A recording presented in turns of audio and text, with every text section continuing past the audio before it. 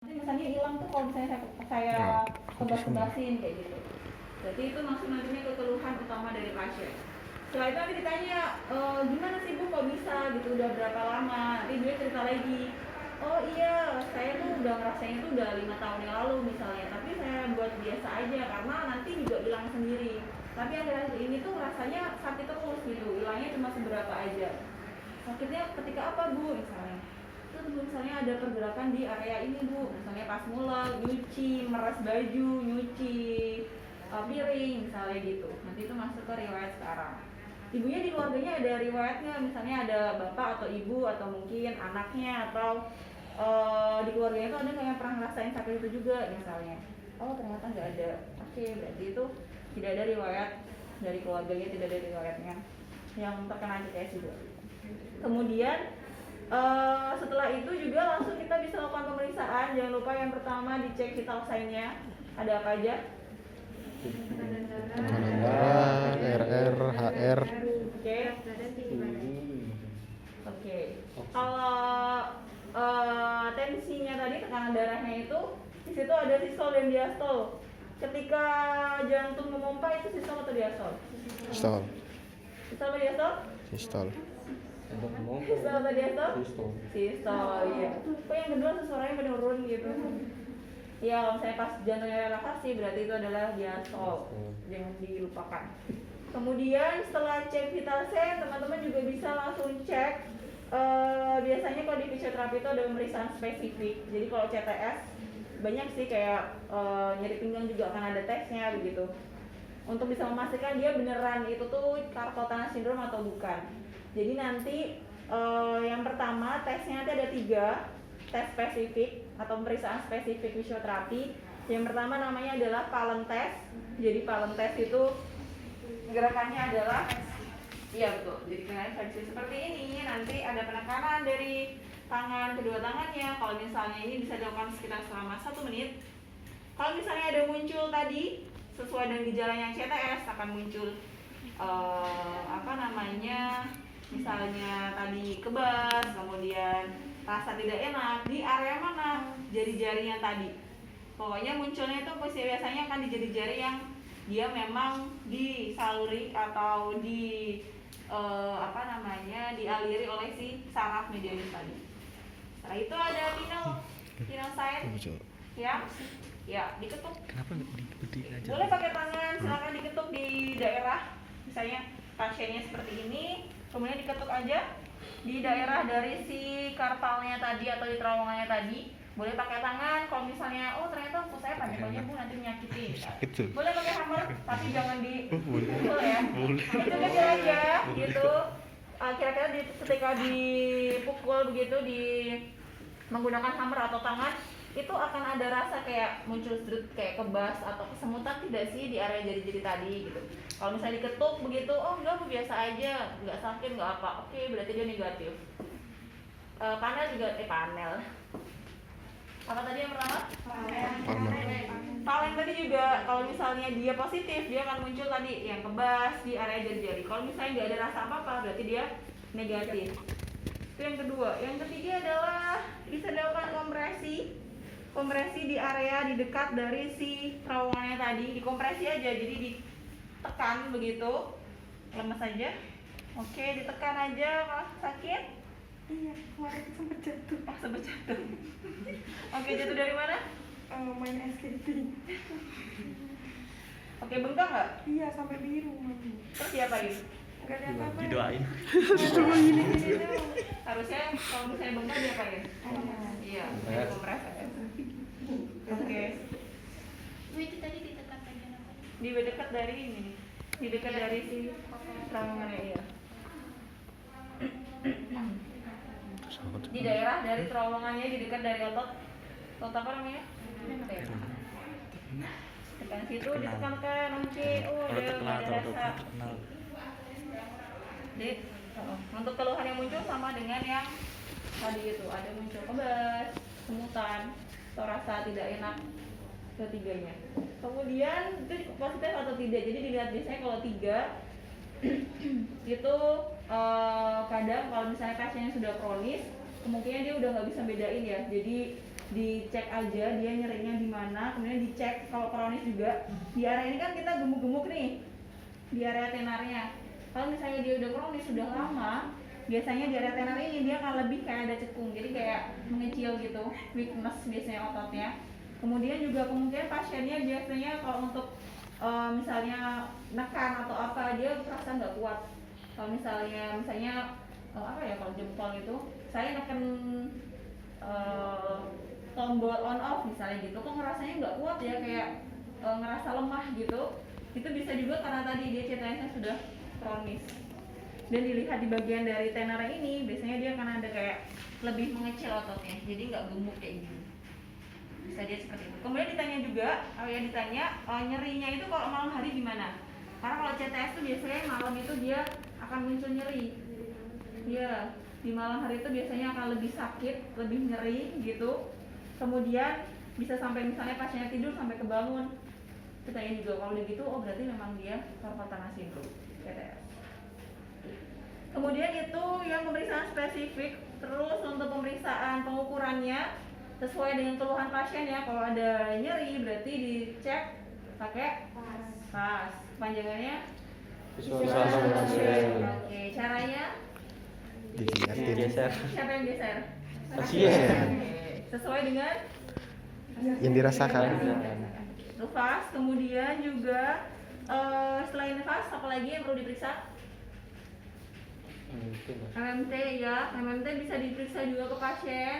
Kalau misalnya dia bisa melawan gravitasi, nilainya berapa? Belum bisa tahanan. Tiga. Jangan dilupakan. Kalau misalnya 4 dia harus ada tahanan minimalnya. Kita kalau misalnya orang-orang biasa yang bukan atlet biasanya 4 itu udah ya biasanya 4 ya. Kalau misalnya atlet itu bisa sampai 5. Jadi jarang untuk kita bisa sampai 5 kalau yang tidak olahragawan. Kemudian selain MMT, kita bisa cek kalau misalnya pasien ketika mungkin gerakan ke bawah ibu bisa. Oke, misalnya kalau dilihat yang sebelah sisi kiri. Oke. Kalau misalnya dicek ternyata ada perbedaan yang jauh gitu, kita bisa cek menggunakan Gunio. Kita buat apa? Godin ya. Jadi kita bisa pakai Gunio untuk mengecek dari LGS atau lymphography atau ROM dari si tangan tadi. Dari fleksi, ekstensi dia gimana? Tapi bisa sebelum dicek itu disamain dulu sama sisi yang sehat, kira-kira sama atau beda. Kemudian setelah itu teman-teman untuk bisa juga kita cek kemampuan fungsional. Iya, Karena jadi setiap review itu biasanya ada Cuma kalau yang indeksnya tangan tuh yang masing-masing. itu tuh kayak busur Kalau di gitu. bagian tangan kita Kalau yang bisa tangan tuh pakai kayak busur. HDI. Nanti tinggal di Ya, kayak searching busur. Google itu langsung muncul indeksnya. Jadi bentuknya form. Nah ini Yang tinggal kecil, ditanya yang ke kecil. pasien dari isi form itu tinggal dicek Busur itu. HDI ada yang tahu kepanjangannya? Disability Index. Ya, belakangnya disability index, depannya ya wrist and hand disability index. Jadi untuk tangan gitu. Jadi kebalik-balik, jangan kebalik-balik karena tiap review beda ya. Punggung itu ada sendiri, kaki ada sendiri, nanti di shoulder juga ada sendiri. Iya. Kalau untuk sampai ke jari-jari kita pakai WHDI, wrist and disability index.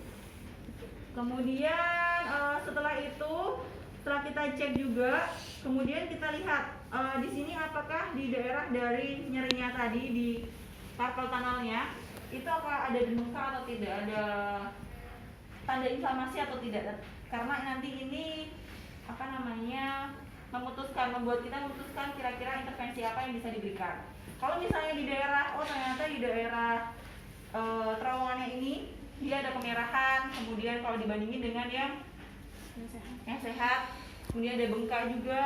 Kalau misalnya ada bengkak, ada ini, berarti nanti intervensinya tidak boleh diberikan yang panas. Jadi sesuai itu.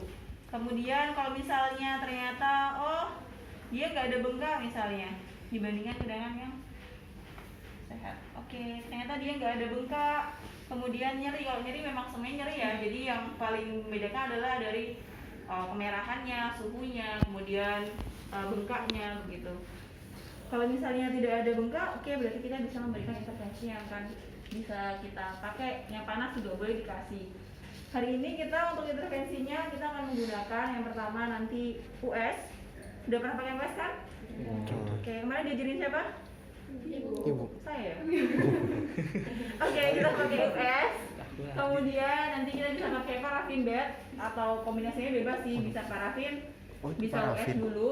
Itu biasanya kalau di Mana, pasien itu dikasih alat dulu, setelah itu baru di terapi yang lain. Makan. US, parafin bed, kemudian dikasih ULTT, upper limb tension test.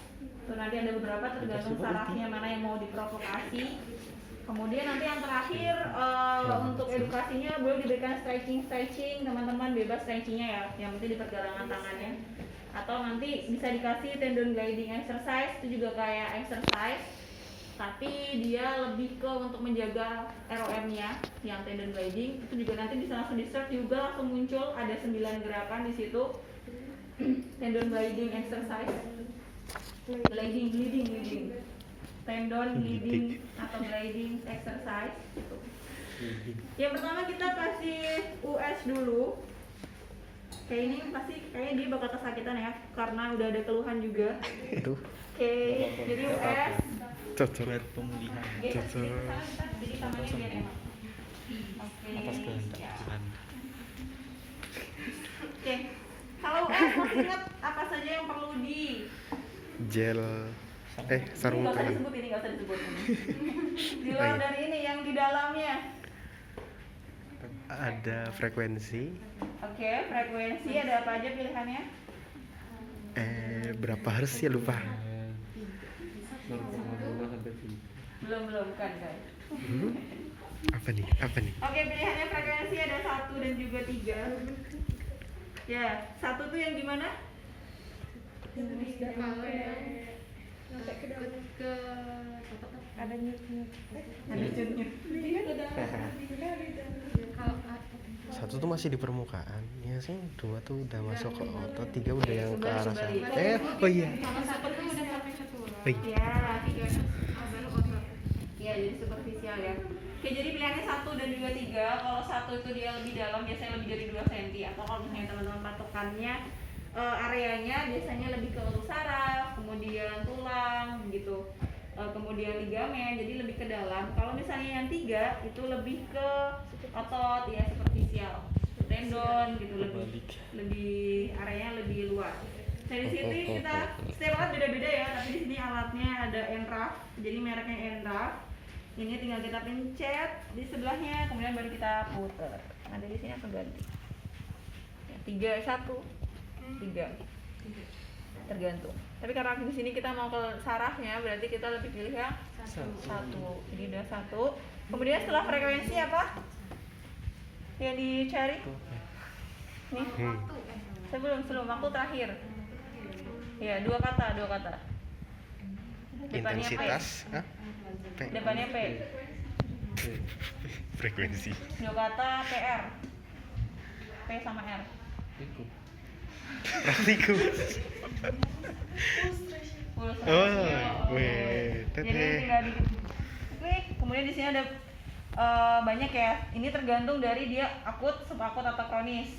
Ini ada perbandingan itu. Yang misalnya 1:4, oh dia 20%. 1:3, oh dia 25. 1:2, oh dia 30. 1:1, oh 50%. Sama yang continuous. Continuous 100%. Kalau di alat ini, jadi ada alat yang dia itu ininya perbandingan tulisannya, tapi yang di sini adalah ini persenan. Tuh, jadi kalau misalnya oke dicek, ternyata dia kronis misalnya karena tidak ada gejala gejala dari inflamasi. Berarti oke kita bisa boleh pilih misalnya di sini 50 ada 50, ada 80, tidak ada 100 di sini. Jadi pilihannya boleh 50 atau 80 karena untuk continuous itu 1:1 atau 50% dan juga 100. 50 sampai 100. Teman-teman bisa pilih 50 atau 80. Kalau misalnya dia akut, oh ternyata dia paling kecil 5. Ya udah 5 boleh, 20 juga boleh. Tuh, kalau misalnya Kalau ada dia bayangan subakut, itunya nggak kelihatan kalau biasanya ada subakut bayangan. ini 30 ya. 50 juga masih bisa subakut. Karena di sini hanya ada 5, 10, 20, kita boleh bisa 50 atau 20 untuk subakut. Tergantung kondisi pasiennya gimana. Apakah dia masih ada panas nih atau hanya bengkak aja? Kalau bengkak aja mungkin teman-teman bisa pilih yang subakut. Itu untuk yang pulse ratio. Kita coba pilih yang 50. Setelah itu Setelah frekuensi, pulse rasio yang ketiga, harusnya ada yang ketiga di sini sebelum waktu. Depannya I, intensitas. Ya, ini tadi yang udah dibilangin. Jadi akut itu 0,1 sampai 0,3. Kemudian subakut itu 0,2 sampai 0,5. Yang terakhir 0,3 sampai yang kronis 0,3 sampai 1. Itu yang intensitas. Kemudian yang terakhir baru waktu. Waktunya maksudnya gimana?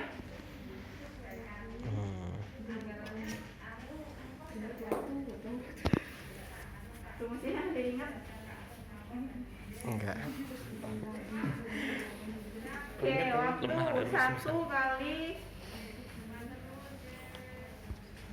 1 kali luas transducer dikali pulse ratio. Rumusnya 1 kali luas transducer dikali pulse ratio. Jadi dihitung misalnya dicek tadi sebelumnya ada dicek di daerah dari sini. Dia ada di inspeksinya tadi, misalnya di inspeksi itu diapain? Dilihat misalnya tadi ternyata dia nggak ada bengkak tadi ya, itu untuk yang untuk mengecek dia inflamasi atau enggak. Kemudian habis itu dipalpasi, dicek area yang nyeri itu seberapa luasnya.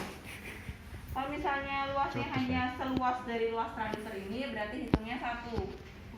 Tapi kalau misalnya luasnya ternyata nyerinya di sini sampai di sini misalnya, berarti ada 2 luas transducer. Tapi benar-benar pastikan mana yang ternyeri, tersakit. Jadi jangan sampai pasiennya bilang, oh ini sakit sampai sini, terus kalian terapi semuanya, itu nggak usah. Jadi tadi mana yang paling sakit itu yang diberikan terapi. Tuh, jadi tadi kita pakainya 1:1 yang pulse rasionya yang 80%, berarti dia 1 tambah 1 berarti 2. Setelah itu baru 1 kali 1 karena satunya itu rumus, kemudian dikali 1 luas transducer, kemudian dikali 2. 2-nya pulse rasio yang 1 tambah 1, jadinya 2 menit. Karena ini kalau bisa diatur waktu dia langsung berjalan, jadi kita siapkan dulu gelnya. Oke, karena areanya cuma sedikit, jadi kita pakai gelnya di transducernya saja. Oke, kemudian kita pasin dulu di areanya, terus kita mulai ya Bu. Nanti kalau nyeri bilang. Oke, kita mulai di sini, kemudian kita pencet. Oke. 2 menit. Jadi dia cukup ditempelkan. Biasa aja, nggak usah tegang. Sakit? Tuh, kalau misalnya sakit gitu. Jadi cukup ditempelkan, tidak perlu ditekan. Sakit.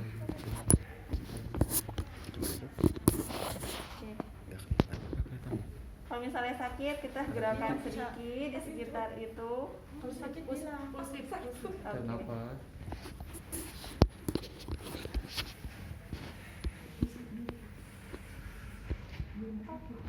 Ya. Seneng banget. Ya, jadi memang bakal sakit biasanya kalau dia memang ada apa namanya? Sakitnya kalau di fase berapa? Wah, sakit banget itu Bu. 15 ya? Udah paling atas. Bisa ditahan nggak? Coba tahan dulu sebentar. Ayo kita sakit Bu. 20. Nggak bisa. Pasnya 20.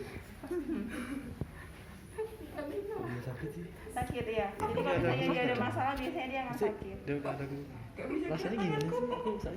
Rasanya tuh kayak di gini kalau nggak ada perubahan mah biasa aja. Dia sakit banget emang. Dia kan udah ada dulu. Iya, kalau hidup dia tak angkat biasanya. Sumpah nggak bisa Tahan Cak. Jadi nggak boleh Mumpung sampai gratis. hidup. Ampun. Mumpung gratis Cak. Sakit banget emang. Kakak Ica hadap kamera. Kakak Ica hadap kamera. Sudah kelihatan sedikit kan? Lahiran po. Iya, dia bisa atur juga. Kalau nggak kuat lambaikan Ica tangan. seneng banget. Terlalu bahagia. Bengkak dia kemarin bengkak dia. Tidur aja Cak. Lemes aja. Ya udah lemes, udah pasrah itu. Bentar lagi. Bu. Relax, kalem santai, tarik nafas buang. Beda. Itu melahirkan. Teknik time. 1, 2, 3. Baru keliling kota. Enggak, udah selesai. Baca panik. Wih. Bentar. Dia emang sakit banget. Kalau misalnya memang ada cedera, memang dia kan sakit. Makanya perhitungannya harus sesuai dengan kondisi pasiennya. Kalau misalnya dia 2 menit, kan kadang di rumah sakit juga ada nih yang dia berapa aja pokoknya continuous. Bisa dibayangkan kalau misalnya dia ternyata akut, kemudian diberi continuous, dia akan lebih bisa membuat makin bengkak.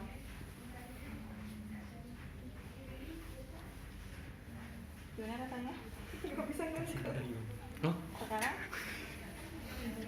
Iya. Jigong. Oke, Agak pelan-pelan. kental kan gue. Sama geli nggak umbel.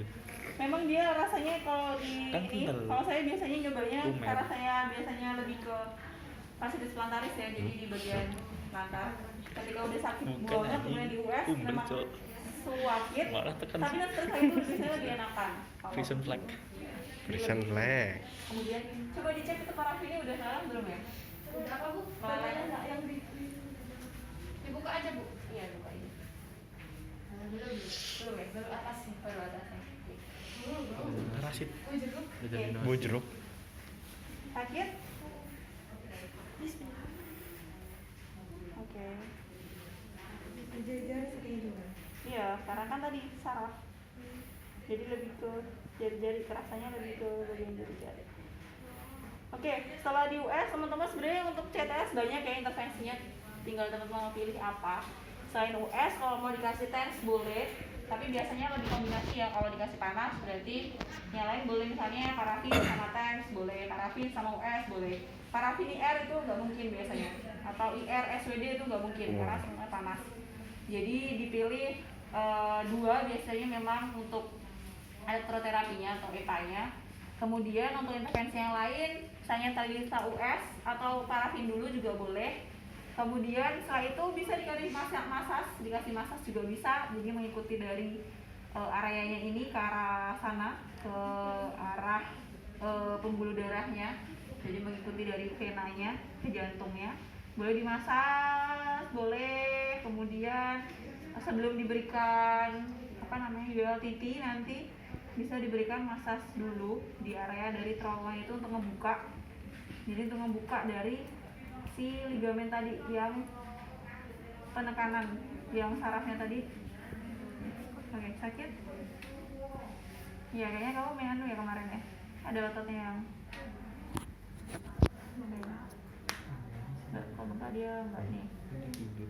Oke, jadi boleh dimasas di area yang karpal tunnelnya tadi. Setelah itu, setelah dimasas, kita boleh berikan tadi ULT juga boleh, jadi ULT upper limb tension test. Kenapa nggak dikasih tahu alas lantai licin? Langsung aja bikin. Setelah itu bisa diberikan ULTT, jadi ULTT-nya itu untuk memprovokasi dari sarafnya. Nanti kalau sakit bilang. Iyalah. Oke, jadi ini untuk memprovokasi dari saraf. Nanti akan ada ULTT itu sebenarnya ada 4 macam. ULTT 1, 2A, 2B, 3, dan 4. Tergantung dari saraf mana yang mau diprovokasi. Kita pakai yang 3 aja karena yang 2A itu juga median, yang 1 median, yang 2 untuk saraf median, yang ketiga untuk saraf radial, dan yang terakhir adalah yang 3 untuk saraf ulnar. Jadi tergantung teman-teman mau pakai yang mana. Nanti di sela-sela tiap gerakannya itu biasanya kalau pasien nyeri berarti langsung direlakskan. Nanti diulang lagi. Kalau misalnya enggak berarti langsung ke gerakan yang selanjutnya. Jadi radio itu nanti gerakannya dari mulai shouldernya, kemudian tanyain sakit nggak bu? Enggak, oke lanjut ke gerakan yang lain. Posisinya adalah tidur, sebenarnya boleh duduk, tapi kalau saya lebih enak tidur karena nanti harus Apa sih? untuk memprovokasi View. si itu. Di shouldernya soalnya harus selalu depresi. Mana ada buat Jadi laptop? pasien tidur, kemudian tidurnya adalah di dekat dari sini, geser sedikit. Oke, kakinya yang satu sana. Jadi lurus tapi miring. Nah, oke. Lagi sedikit lagi. Nah, oke. Nah, ini untuk yang pertama ya, ULTT 1.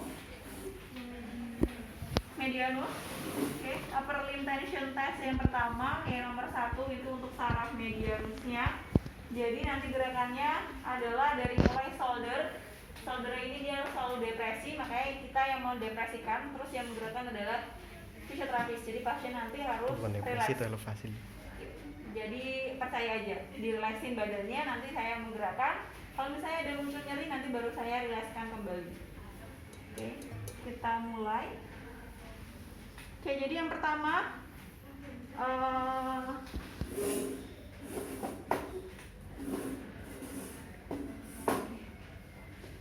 Oke, jadi yang pertama adalah bagian dari si shoulder ya, dia harus depresi tadi, makanya kita yang mendepresikan. Kalau yang lebih satu, kita boleh pakai siku, jadi didepresikan, diposisikan.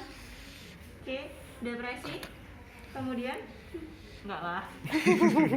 Oke, setelah itu bagian dari, lemes. Nah, bagian dari si shouldernya, ini dia nantinya gerakannya adalah shouldernya depresi. Setelah itu nanti bagian dari si shouldernya juga abduksi. Setelah abduksi nanti akan ada internal rotasi. Setelah internal rotasi dia akan ada ada gerakan dari pronasinya. Setelah itu baru ada pinjer dan juga wristnya dia ekstensi. Setelah itu nanti terakhir sakit ekstensi pada elbow. Nah ini gerakannya seperti itu.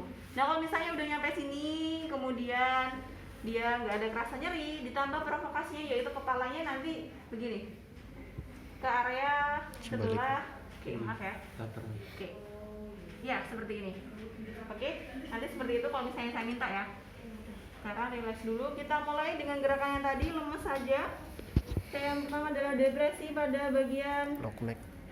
shoulder atau bagian bahunya kita depresikan. Kemudian baru kita lemes saja. Ini nggak lemes. Nah. Kemudian abduksi, setelah itu internal rotasi, setelah itu pronasi, kemudian ekstensi. ya, ekstensi, setelah itu baru lemes. Oke. Sakit? Oke, sakit. Oke. Kita bahas kepalanya seperti tadi. Oke. Sakit tidak? Oke. Oke, kalau dia udah muncul rasa sakit, kita relakskan dulu. Lemas aja. Oke. Jadi pokoknya pasien jangan sampai ada gerakan ya. Karena nanti takutnya dia cedera kalau misalnya pasiennya kayak ada rasa kemenolaknya. Nanti kan berlawanan. Lemas. Oke, kita mulai lagi depresi, kemudian baru lemas. Nah, ini dia masih belum. Oke. Sakit. Relakskan lagi. Lemas. Ya kadang dia enggak. Oke, lagi kita mulai. Sakit? Ini? Lagi? Biasanya jadi kalau berulang ini biasanya misalnya dia segini nyeri, nanti dia yang kedua itu bisa nambah segini baru nyeri. Oke, lemaskan lagi, kemudian kita mulai lagi. Biasanya dia akan lebih nambah lagi ROM ya. Yang pertama dia nyerinya segini, misalnya ini segini udah nyeri, sampai kita relaxkan, kemudian kita mulai lagi. Oh segini dia baru nyeri. Jadi perlu berulang-ulang dilakukan. Dan biasanya nggak tentu sih, 3 kali boleh, jadi tergantung pasiennya dan tergantung kitanya juga mau berapa kali. Biasanya kalau ini 3 kalian, kalau misalnya dia nggak ada nyeri ya berarti udah nggak usah dilakuin lagi.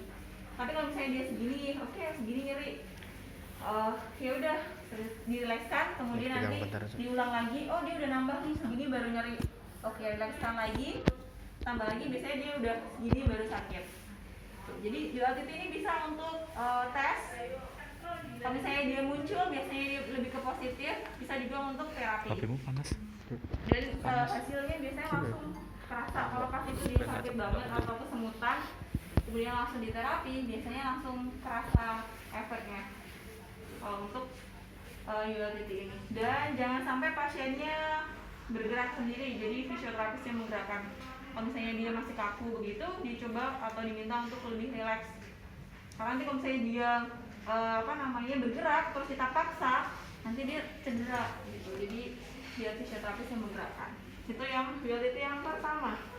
Kemudian utility yang kedua ini untuk radial, jadi 2B. Nanti yang kedua A teman-teman bisa cek sendiri ya di YouTube banyak. Itu sama-sama untuk median juga, medianus. Yang kedua B ini untuk radial, radial nerve. Jadi posisinya adalah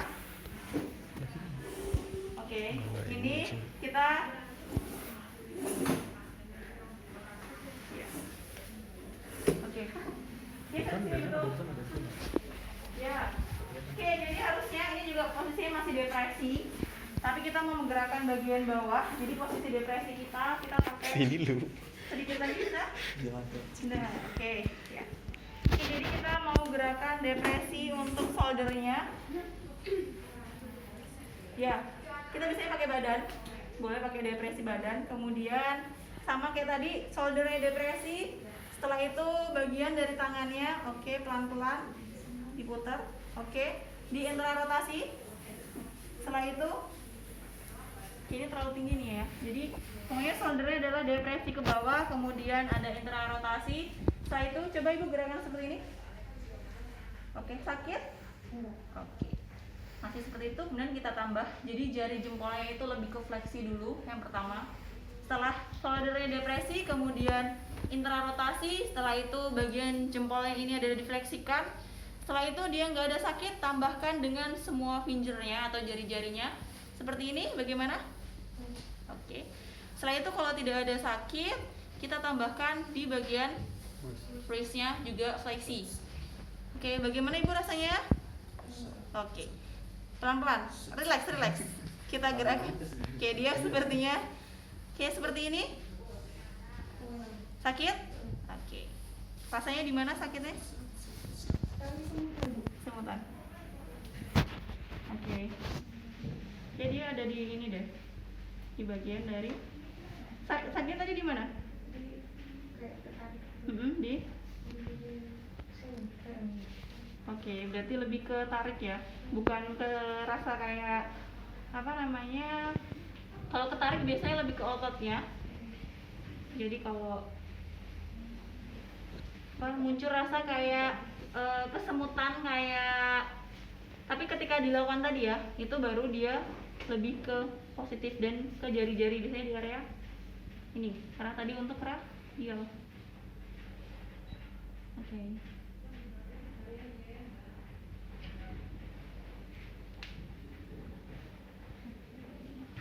Kita relakskan dulu.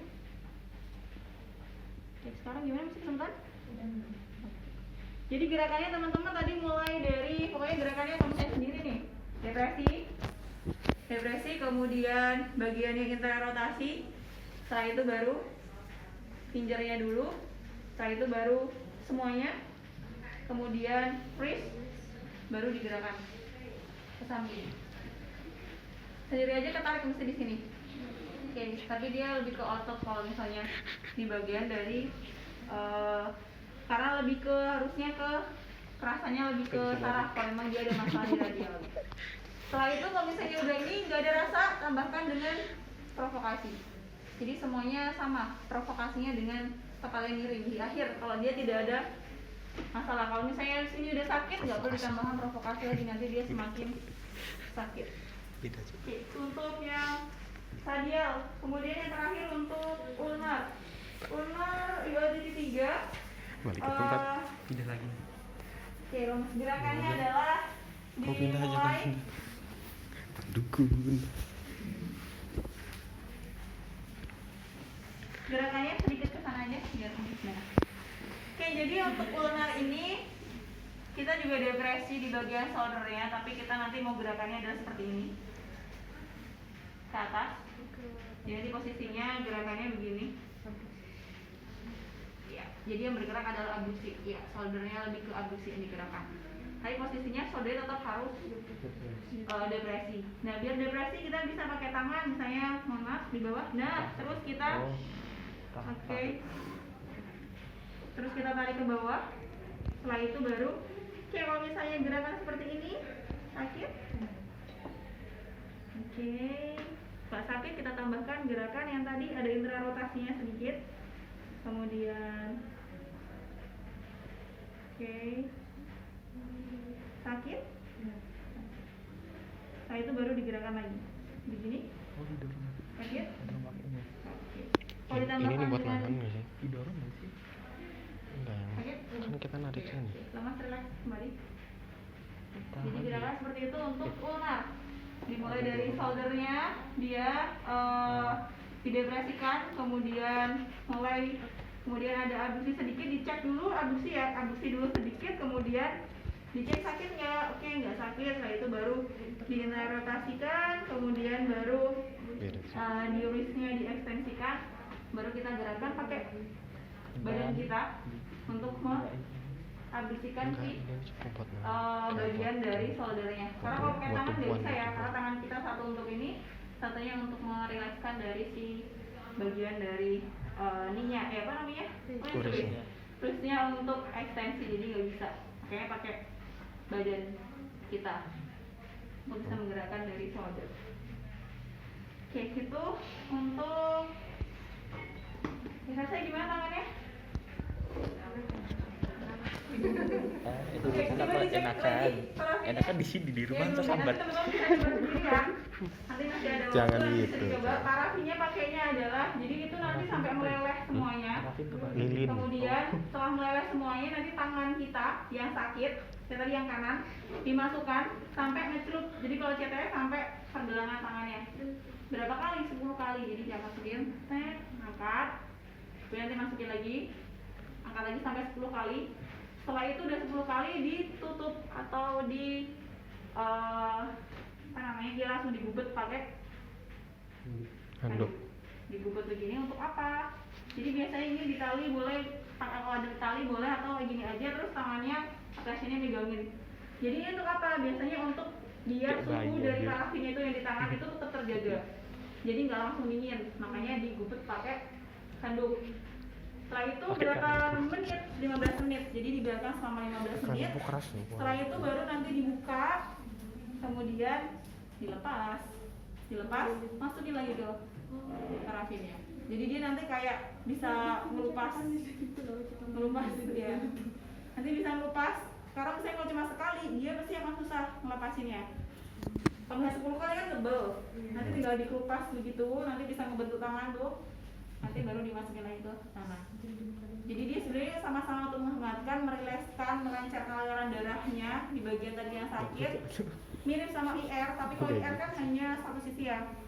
Kalau misalnya parafin dia lebih manfaatnya lebih bagus gitu, maksudnya karena lebih semua sisi yang di pergelangan tangan itu. Setelah itu tadi ada 3, kemudian untuk edukasinya bisa dibilang ke pasien, boleh pakai tendon gliding tadi yang saya bilang, tinggal di search, nanti ada 9 gerakan di situ, diedukasikan ke pasien untuk menjaga dari ROM-nya. Karena kalau sakit biasanya nggak mau gerak, nah kalau nggak mau gerak nanti dia bisa mengurangi atau menurunkan dari LGS pasien, makanya diberikan edukasi itu.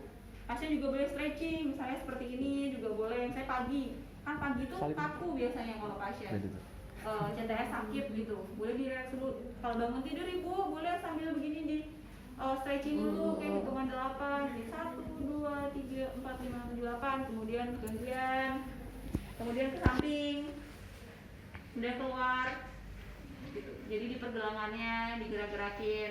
Kalau misalnya bangun Banci tidur sering nggak sih? untuk mengurangi Banci. aktivitas. Kenapa? Banci. Sering apa? Jadi, ada kayak- pertanyaan? Terima Itu kasih. sakit aja Nanti enggak, coba tapi pakai itu teman-teman dikasih. kalau misalnya itu udah apa namanya